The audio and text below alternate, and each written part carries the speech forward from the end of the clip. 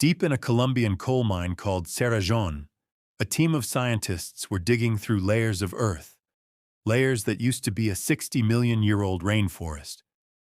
Then they hit something weird. They brushed off the dirt and found a bone. Some said crocodile, some said turtle. One guy thought it was just an old tree trunk. They were all wrong.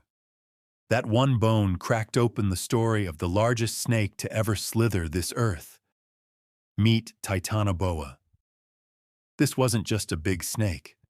This thing was 10 times heavier than a green anaconda and longer than a city bus. Up to 50 feet long and weighing over 2,600 pounds. Basically a sedan with scales. It actually started back in 1994 when a local geologist named Henry Garcia spotted something strange in the mine. Looked like a tree branch.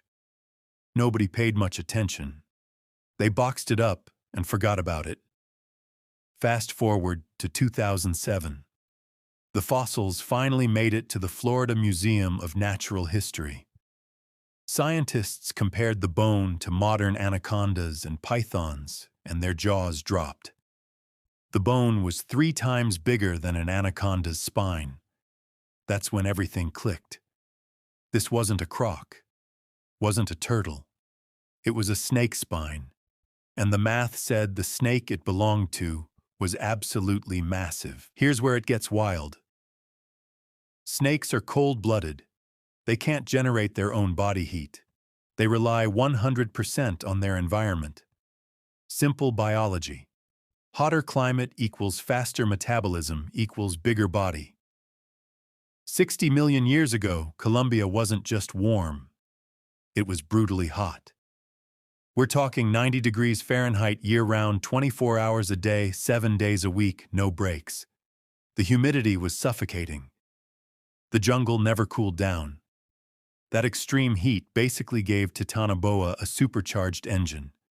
It could eat more, grow faster, and sustain a body size that would be physically impossible today. And here's a crazy thought. If Titanoboa were alive right now, even the Amazon rainforest would be too cold for it to survive. Forget Hollywood. This thing wasn't chasing anyone down. At 2,600 pounds, moving fast on land was basically impossible. Gravity was its worst enemy. So Titanoboa did what any smart apex predator would do. It took to the water. Just like a crocodile, it spent most of its time in murky swamps. The water supported its massive weight and made it surprisingly agile. It would lie completely still with only its eyes and nostrils above the surface, sometimes for hours, maybe days. When something came to the water's edge to drink, lightning strike. Scientists estimate its crushing pressure was over 400 pounds per square inch. That's like having 2 African elephants standing on your chest. To fuel that body, Titanoboa needed serious calories. Its favorites were giant prehistoric turtles, some the size of a pool table, and massive crocodiles that would terrify us today. Its jaws could dislocate just like a modern anaconda, letting it swallow prey 3 times the size of its own head. This thing wasn't just a predator.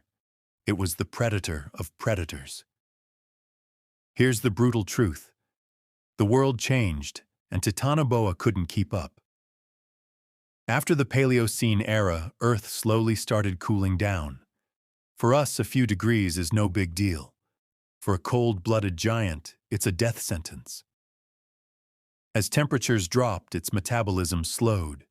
It couldn't hunt as effectively, couldn't digest food fast enough. The swamps started drying up. Mammals began taking over and competing for the same prey. One by one, everything Titanoboa needed to survive the heat, the swamps, the food supply disappeared. The most powerful snake in history wasn't taken down by a predator. It was taken down by a few degrees of temperature change. Nature is ruthless like that.